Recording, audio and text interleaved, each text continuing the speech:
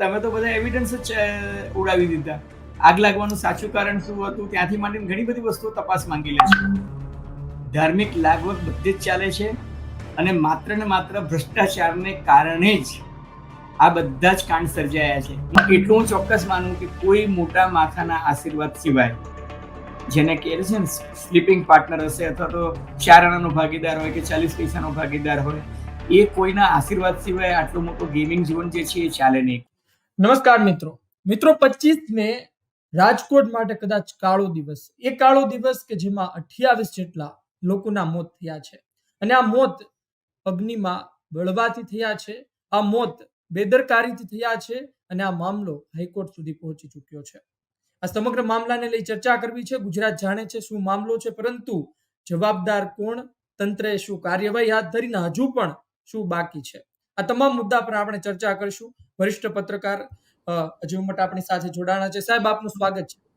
ધન્યવાદ. હાઈકોર્ટ સુધી મામલો પહોંચી ચૂક્યો છે. 6 લોકોને સસ્પેન્ડ પણ કરવામાં આવ્યા છે. મારે સૌપ્રથમ એ જાણવું છે કે આ મામલાને આપ કઈ રીતે જોઈ રહ્યા છો અને જે કાર્યવાહી તંત્ર દ્વારા કરવામાં આવી રહી છે એ પૂરતી છે કે નહીં? જો તંત્ર દ્વારા તો કોઈ કાર્યવાહી કરવામાં આવી જ નથી રહી. હું તમને ધાર્મિક એક સવાલ પૂછું, ઉલટો પૂછું છું. દાખલા તરીકે સરકારે એવું કર્યું કે રાજકોટની જે ઘટના બની એ પછી સરકારે તમામ મ્યુનિસિપલ કોર્પોરેશન્સને સૂચના આપી કે ભાઈ જ્યાં જેટલા આવા ગેમિંગ ઝોન ચાલતા હોય એ બધા ગેમિંગ ઝોન તાત્કાલિક અસરથી બંધ કરાવી દો, અને એ લોકો પાસે લાયસન્સ કે એનઓસી છે કે નહીં, ફાયર એનઓસી છે કે નહીં, બિલ્ડિંગ યુઝ પરમિશન છે કે નહીં, રજા ચિઠ્ઠી પ્રમાણે પ્લાન પાસ થયો છે કે નહીં, પોલીસ પરમિશન છે કે નહીં, આ બધું ચેક કરો ને ન હોય ત્યાં સુધી બંધ કરાવી દો.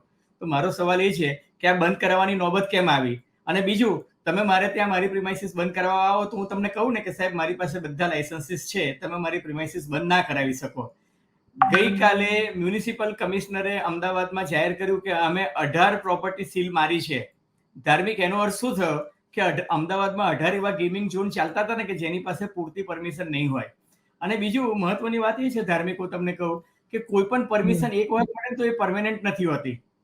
પરમિશન મળે તો એ પરમેનન્ટ નથી હોતી. દાખલા તરીકે રાજકોટના કિસ્સામાં પણ તમે જુઓ કે એને 18 મહિના પહેલા જે અરજી કરી હતી ને એ એક ગેમિંગ ઝોન માટે કરી હતી અને ત્યાં ચાલતા હતા 4 gaming zone.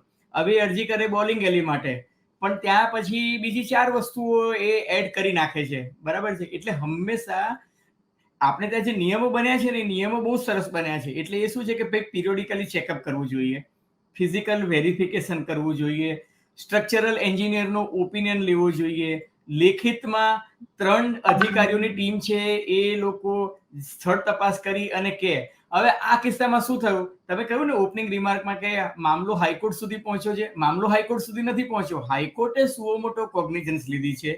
Gujarat bar association જે છે એ લોકોએ કહ્યું છે કે ભાઈ આમાં માત્ર રાજકોટ નહીં, આમાં તો બીજા બધા શહેરો, અને શહેરો શું કામ, નગરપાલિકાઓમાં પણ જોવું જોઈએ. હવે ડભોઈમાં પણ ચાલતું હશે ને, બોડેલીમાં પણ ચાલતું હશે ને, કલોલમાંય ચાલતું હશે ને, મહેસાણામાંય ચાલતું હશે. દરેક જગ્યાએ તો નડિયાદમાં ચાલે કે આણંદમાં ચાલે કે જુનાગઢમાં ચાલે.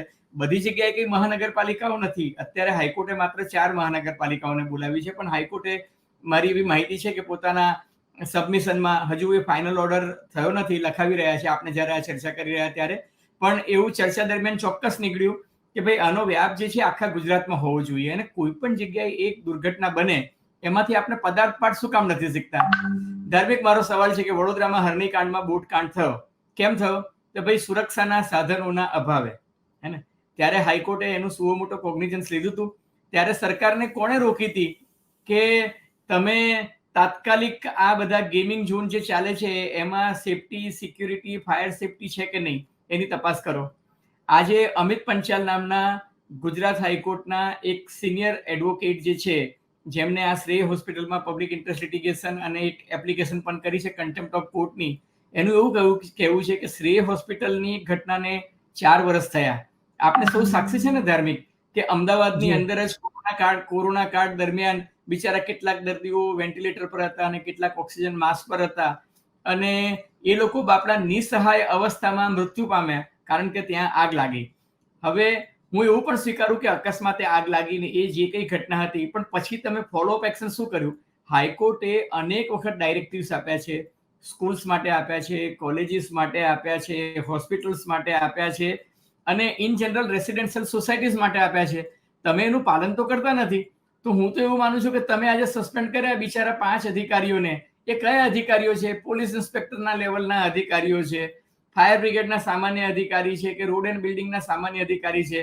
તમે એવું માનો છો કે એક પોલીસ ઇન્સ્પેક્ટરની તાકાત છે કે પોતાના ડીસીપી કે એસપી કે પોલીસ કમિશનરની સૂચનાને અવગણીને એ કોઈની પરમિશન રોકે કે પરમિશન આપી શકે? અને આના ઉદ્ઘાટનમાં કેટલા બધા મહાનુભાવ આઈએએસ આઈપીએસ ઓફિસર્સ ગયા હતા અને કેટલાય રાજકારણીઓ ત્યાં જતા હતા. તો એમને ખબર નથી. અને આખે એક દિવસથી તો ચાલુ નથી થયો. 14 માર્ચ 2021 થી આ રાજકોટનો ગેમિંગ ઝોન ચાલે છે. એટલે 21, 22, 23 ને 24 આપણે મે મહિનાની વાત કરીએ છીએ. 4 વર્ષને ઉપર ઓલમોસ્ટ 2 થી 2.5 મહિના થયા. તો એનો અર્થ એ કે નગરોડ તંત્ર જે છે કઈ ચેક કરતું જ નતું અને કમનસીબે અકસ્માત બન્યો એટલે આ બધું થયું. અને મને તો સમજાતું જ નથી કે 24 કલાકમાં બુલડોઝર ચાલી ગયા અને આખું તંત્ર. તો આ તો એવિડન્સ કદાચ આપને ક્યારેક એવો પણ મુદ્દો આવશે હાઈકોર્ટમાં કે તમે બધા એવિડન્સ ખતમ કરી નાખ્યા. નહીં આવે ધાર્મિક? જી બુલડોઝર જ ચલાવી દીધા. એટલે ક્યારેક એવી પણ વાત આવે કે તમે તો બધા એવિડન્સ જ ઉડાવી દીધા. આગ લાગવાનું સાચું કારણ શું હતું ત્યાંથી માંડીને ઘણી બધી વસ્તુઓ તપાસ માંગી લે છે. જી સાહેબ, હાઈકોર્ટને ત્યાં સુધી કહેવું પડ્યું કે અમારા આદેશનું પાલન થતું નથી. આજે જ્યારે સમાચાર વાંચ્યા ત્યારે આ નિવેદન ઘણું કહી જાય છે તેવું લાગે છે. 100%. અને હાઈકોર્ટે કહ્યું કે પ્રાઇમા ફેસી આ એમ કે માનવ સર્જિત છે. એ તો ઉડીને આંખે વળગે છે ને. તમને ને મને પણ ખબર છે કે હવે પોલીસ કમિશનરે પણ સ્વીકાર્યું છે કે એની પાસે ફાયર બ્રિગેડની એનઓસી નહોતી. ધાર્મિક, મને એ કહો કે 18 મહિના પહેલા અરજી કરી હોય અને જો તમારી પાસે ફાયર બ્રિગેડની એનઓસી ના હોય, તમે મને કહો કે તમે ગાડી લઈને નીકળો રોડ પર અને ગાડીમાં નંબર પ્લેટ ના હોય તો તમને કેટલા પોલીસ કોન્સ્ટેબલ થી માંડીને ઇન્સ્પેક્ટરને બધા રોકે છે કે નથી રોકતા? તમારું લાયસન્સ માંગે છે કે નથી માંગતા? અને જ્યારે તમારી પાસે લાયસન્સ ના હોય ને ત્યારે તો તમને ચોક્કસ પકડે છે ને ચોક્કસ માંગે છે. બરાબર છે? આપણી પાસે વેલિડ લાયસન્સ હોય, બધું હોય, પણ જે દિવસે ખિસ્સામાં ના હોય ને ત્યારે જ પોલીસ અધિકારી તમને રસ્તામાં ક્યાંક આતરીને પૂછે કે સાહેબ ગાડીનું લાયસન્સ બતાવો. આ લોકોને 4 વર્ષમાં કોઈએ નહીં પૂછ્યું હોય કે તમારી પાસે લાયસન્સ છે કે નહીં. ફાયર બ્રિગેડે ના પૂછ્યું, એસ્ટેટ ડિપાર્ટમેન્ટે ના પૂછ્યું. હા સાહેબ, બોલો બોલો. વાત એ જ છે કે આ તમામ લોકો એકબીજાને ખો આપી રહ્યા હોય તેવું લાગે છે. ફાયર એનઓસી હતું નહીં. ફાયર વિભાગને સુધી આ સવાલ પહોંચ્યો ત્યારે તેમણે કહ્યું કે અમારી સુધી કોઈ અરજી નથી આવી. પોલીસ કમિશનર કહે છે કે અમને એવું કહેવામાં આવ્યું, દાવો કરવામાં આવ્યો કે પ્રક્રિયા શરૂ છે એટલા માટે અમે ટિકિટ વહેંચણી માટેનું કહેવામાં આવ્યું. વજુભાઈ વાળા એક તરફ મ્યુનિસિપલ કમિશનર એટલે આરએમસી ઉપર બધું ઢોળે છે અને આરએમસી પાછું છેલ્લે એમ કહે છે કે આમાં તો અમારો કોઈ ભાગ નથી. જો ધાર્મિક, એક મારી જે સમજ છે અને કાયદાના વિદ્યાર્થી તરીકે પણ કહું ને આટલા વર્ષોથી પત્રકારત્વમાં છું એટલે કહું તમને કે એક સીધો સાદો સ્ટેન્ડર્ડ ઓપરેટિંગ પ્રેક્ટિસ એ છે કે તમે કોઈ પણ કોમર્શિયલ એક્ટિવિટી કરતા હો. આ એકચ્યુઅલી કોમર્શિયલ એક્ટિવિટી નથી. આ કાયદાકીય મારી જે જાણકારી છે એ પ્રમાણે આ જીડીસીઆર જે છે, જીડીસીઆરમાં પણ એક ભૂલ છે કે એને કોમર્શિયલ એક્ટિવિટીમાં ગણે છે. ગેમિંગ ઝોન જે છે એ એન્ટરટેનમેન્ટ કેટેગરીમાં આવે. પણ હવે એ મામલો હાઈકોર્ટમાં છે એટલે હું એમાં પડવા માંગતો નથી, પણ હાઈકોર્ટે એનું પણ કોગ્નિઝન્સ લીધું છે. મહત્વની વાત એ છે કે કોઈ પણ જગ્યાએ બિલ્ડિંગ બનતું હોય તો બિલ્ડિંગ બનતા પહેલા એની રજા ચિઠ્ઠી જે છે એ લેવી પડે. ટાઉન પ્લાનિંગ એક્ટ હેઠળ એનો પ્લાન પાસ કરાવવો પડે. પ્લાનનું અપ્રુવલ આવે.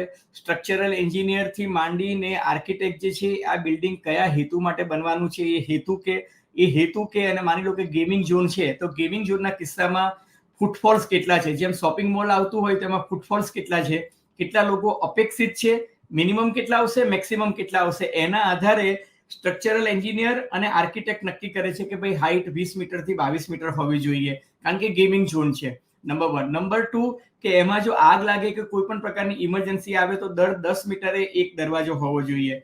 બરાબર છે? એક્ઝિટ હોવી જોઈએ, એન્ટ્રીની અને એક્ઝિટની. બીજું, ઇમરજન્સી એક્ઝિટ હોવી જોઈએ. ઇમરજન્સી એક્ઝિટનો દરવાજો કમસે કમ 1 મીટર પહોળો હોવો જોઈએ જેથી 3 સેકન્ડની અંદર કમસે કમ 10 વ્યક્તિઓ જે છે ઉતાવળમાં બહાર નીકળવું હોય તો નીકળે. એ એર કન્ડિશનિંગ કરો ને તો પણ એનું ડક્ટિંગ જે છે એ ઇનસાઇડ હોવું જોઈએ જેથી એનું એર વેન્ટિલેશન અંદર આવે, પણ યુનિટ જે છે એ બહાર હોવું જોઈએ. આપણે ત્યાં માનનીય વડાપ્રધાન આવે છે દાખલા તરીકે ગાંધીનગર હેલિપેડ પર કે સાયન્સ સિટીમાં હોય તો તમે જોજો કે સામિયાના જે બને છે ને એમાં ડક્ટિંગ અંદરની સાઈડ હોય છે એટલે અંદર બેઠેલાને કુલિંગ લાગે, પણ એસીના યુનિટ છે ને બધા બહાર હોય છે ને ત્યાં ફાયર બ્રિગેડના ફાયર ટેન્ડર્સ ઊભા હોય છે કે ન કરે નારાયણ આગ લાગે તો તરત એ લોકો ત્યાંથી આગ બુઝાવી શકે. હવે તમને આ બધી વસ્તુ તો ખબર જ છે. બીજું કે પ્લાન પાસ થાય પછી estate department road and building department જે છે એ આવીને ચેક કરે છે. ચેક કરી અને પ્લાન પાસ છે, પ્લાન પાસ પ્રમાણે થયું છે કે નહીં. પછી ફાયર બ્રિગેડને જ્યારે એનઓસી માટે આવે ત્યારે 2 પ્રકારના પ્લાન હોય છે. એક પ્લાન કે જે મેપમાં બતાવવામાં આવે છે કે ભાઈ આટલી આટલી જગ્યાએથી મારી આ લાઈન જાય છે, અહીંયાથી નીચેથી મારો સંપ છે, સંપથી પાણી ઉપર જાય છે. બીજું કે ગેમિંગ ઝોન જેવું હોય ને ધાર્મિક, એમાં તો ઓટોમેટિક સ્પ્રિંકલર નાખેલા હોવા જોઈએ. કારણ કે જ્યાંથી આગ લાગવાની શક્યતા હોય ત્યાં આગ બુઝાવવા માટે સ્પ્રિંકલર હોય, તમારી પાસે ફાયર એક્સટિંગ્યુશર પણ હોય, અને એટ ધ સેમ ટાઈમ સીડી જે છે ને 2 પ્રકારની હોવી જોઈએ કે જેથી તમે જુઓ કે અત્યારે અમદાવાદના ઘણા બધા મોલમાં ઉતરવાની ને ચડવાની અલગ અલગ સીડી હોય છે. આ લોકો શું છે, સ્પેસ બચાવવા માટે એક જ સીડી આપે છે, એક જ એન્ટ્રી આપે છે. રાજકોટમાં શું થયું, હું પેલા 10 વર્ષના બાળકને સાંભળતો હતો, અને એક રાજકુમાર કોલેજનો સ્ટુડન્ટ કે જેના 2 સાથી કમનસીબે મૃત્યુ પામ્યા, એમને શું કીધું કે અમે ફર્સ્ટ ફ્લોર પર હતા અને અમે એમ કે ગેમિંગ ચાલુ કર્યું અને એમ કે પેલાએ કહ્યું કે ભાઈ આગ લાગી છે ભાગો. તો કે અમે લોકો જ્યારે ભાગવા ગયા તો અમે જોયું કે જે પેલો ગ્લાસ હતો ને, ગ્લાસ એની આજુબાજુ જે ઇન્સ્યુલેટેડ કરેલું હોય પેકેજિંગ માટે, તો એ જે ગેસ્કેટ હતી એ ગેસ્કેટ અને ઇન્સ્યુલેશન એ રબરનું હતું. એટલે આગની જ્વાળાથી એ ચોંટી ગયું હતું દરવાજા સાથે, એટલે દરવાજો જ નહોતો ખુલતો. આ તો યંગ છોકરાઓ હતા બિચારા 15 થી 18 વર્ષના, એટલે એ લોકોએ છે ને ભાઠું મારી અને પાછળથી પતરું તોડીને ઉતરી ગયા, અને એને કારણે 10 થી 12 છોકરાઓ બચી ગયા, અને બાકીના હતા એ તો ગુંગળાઈને મરી ગયા. બીજું એક મહત્વની વસ્તુ કહું કે તમે છે ને આમાં ઇમરજન્સી લાઇટનું પ્રોવિઝન હોવું જોઈએ, કે લાઇટ ઉડી જાય તો પણ ઇમરજન્સી લાઇટ હોવી જોઈએ. અને ત્રીજું કે ધાર્મિક 3 દિવસ પહેલા ત્યાં આગ લાગી હતી, એ લોકોએ કંટ્રોલમાં લઈ લીધી હતી, અને પછી શનિ રવિવારનો જે એક વેકેશનનો પીરિયડ હતો એનો લાભ લેવા માટે 500 રૂપિયા એન્ટ્રીની જગ્યાએ 99 રૂપિયાની સ્કીમ આપી. ઉપર તમે લોકો વેલ્ડિંગ કરી રહ્યા છો, નીચે તમારે ત્યાં 1200 લીટર પેટ્રોલ, 1500 લીટર ડીઝલ પડ્યું છે, 1500 લીટર ડીઝલ તમારા જનરેટર માટે પડ્યું છે, 1200 લીટર પેટ્રોલ તમારું પેલી ગો કાર્ટિંગની ગાડીઓ માટે પડ્યું છે. ગો કાર્ટિંગને કારણે ચારે બાજુ ટાયરો પડ્યા છે, પ્લસ ફોલ્સ ફાયર સીલિંગનું કામ ચાલતું હતું એને કારણે બધી સીટ્સ પડી છે નીચે, બરાબર, અને રબર બધી જગ્યાએ છે. એનો અર્થ એ કે આ તો શ્યોર રેસીપી છે કે આગ લાગે તો ભડકો થાય ને. એટલે તમે જુઓ કે લાક્ષાગૃહની માફક આખું સળગી ગયું. એટલે આ ટ્રેજેડી છે, અને આ માનવ સર્જિત જ છે કે આ બેવકૂફીને કારણે થયું છે કે ઉપર તમે વેલ્ડિંગ કઈ રીતના કરી શકો જ્યારે નીચે બાળકો રમતા હોય ત્યારે. જી સાહેબ. સાહેબ આપણે માની લઈએ કે જી જી જી સાહેબ, દુઃખદ છે, બહુ દુઃખદ છે. અને રાજકોટમાં થયું, ઘણી જગ્યાએ એવું થઈ શકે છે, એટલે સંભાવના નકારી ના શકાય. જી સાહેબ. સાહેબ આ માનવ સર્જિત દુર્ઘટના, પરંતુ સાહેબ 1.5 વર્ષથી આ ચાલતું હતું. કોના આશીર્વાદ? આપણે કદાચ 6 મહિના હોય, વર્ષ દિવસ હોય, પરંતુ એમાં પણ કહેવામાં આવે છે કે સૌરાષ્ટ્રનું સૌથી મોટું ગેમિંગ ઝોન હતું. તો કોઈએ એ પણ તપાસ ના કરી કે ભાઈ શું ચાલી રહ્યું છે, ને અધિકારીઓ તો પોતે ત્યાં જતા હતા પાછા. ધાર્મિક 1.5 વર્ષથી નતું ચાલતું. 14 માર્ચ 2021 તમે એ લોકોનું છે ને ટીઆરપી મોલનું ઇન્સ્ટાગ્રામ અકાઉન્ટ ચેક કરો. સદનસીબે હજુ પણ બંધ થયું નથી. કાલે તો મેં એના સ્ક્રીનશોટ લઈ લીધા છે કે ભવિષ્યમાં એ લોકો બંધ કરી દે તો આપણી પાસે એવિડન્સ રહે. અને તમે જોયું હશે કે એની મુલાકાતે એના ઉદ્ઘાટનમાં બધા મહાનુભાવોમાં જે આવ્યા હતા તે રાજકારણીઓ પણ હતા, આઈએસ આઈપીએસ ઓફિસર્સ પણ હતા. એક ફોટો જે અત્યારે પબ્લિકમાં બહુ વાયરલ થયો છે, એમાં રાજકોટના કલેક્ટર દેખાય છે, બરાબર છે, અરુણ બાબુ. એમાં રાજકોટના મ્યુનિસિપલ કમિશનર અમિત અરોરા દેખાય છે. એમાં રાજકોટના એસપી પણ દેખાય છે, અને એક ડીસીપી દેખાય છે. એનો અર્થ શું થયો કે અધિકારીઓ ત્યાં આવતા હોય તો તમને ખબર છે ને કે અહીંયા આગળ આ ગેમિંગ ઝોન ચાલી રહ્યો છે. તમને એક ઇન્ટરેસ્ટિંગ વાત કહું, કોરોના ટાઈમ પહેલા વિજય નેહરા જ્યારે અમદાવાદ મ્યુનિસિપલ કમિશનર હતા ત્યારે વડાપ્રધાન અમદાવાદમાં એસયુપી હોસ્પિટલ જે છે ને એનું ઉદ્ઘાટન કરવા માટે આવવાના હતા. સરદાર વલ્લભભાઈ પટેલ હોસ્પિટલ બીએસની બિલકુલ બાજુમાં. તો ઉદ્ઘાટન કરવા આવવાના હતા, એના અઠવાડિયા પહેલા ખબર પડી કે એ એસયુપી હોસ્પિટલ છે ને એને બીયુ પરમિશન નહોતી મળેલી. હવે મ્યુનિસિપલ કમિશનર પોતે જ એના બાંધકામ માટે જવાબદાર વ્યક્તિ હતા, પણ અમુક વસ્તુઓ નહોતી એટલે એને બીયુ પરમિશન નહોતી મળી. એ લોકોએ અઠવાડિયામાં બધી જ જોગવાઈઓ પૂરી કરી અને જે ફાયર બ્રિગેડની સિસ્ટમ કે લિફ્ટ કે જે કંઈ ઇન્સ્ટોલ કરવાનું હતું એ બધું જ કર્યું. અને વડાપ્રધાન નરેન્દ્ર મોદી આવે એ પહેલા કમ્પ્લીટ એને બીયુ પરમિશન આપવામાં આવી. કમ્પ્લીટ બિલ્ડિંગ જે છે એનું ફાયર સેફટી ઇન્સ્પેક્શન પણ થઈ ગયું, થર્ડ પાર્ટી વેરિફિકેશન પણ થઈ ગયું. તો તમે આ બધો પ્રોટોકોલ તો કઈ કોર્પોરેશનના અધિકારીઓને ખબર નથી એવું તો છે જ નહીં ને. એમને બધી જ વસ્તુની ખબર છે, અને છતાંય તમે આંખ આડા કાન કરો છો. એનો અર્થ એ કે કાં તો તમે ઉપરથી કોઈ પ્રેશરમાં છો, કાં તમે ગાંધી વૈદના સૈયારાની માફક ભ્રષ્ટાચાર કર્યો છે. બાકી તમે એવું માનો છો કે કોર્પોરેશનના એસ્ટેટ ડિપાર્ટમેન્ટ કે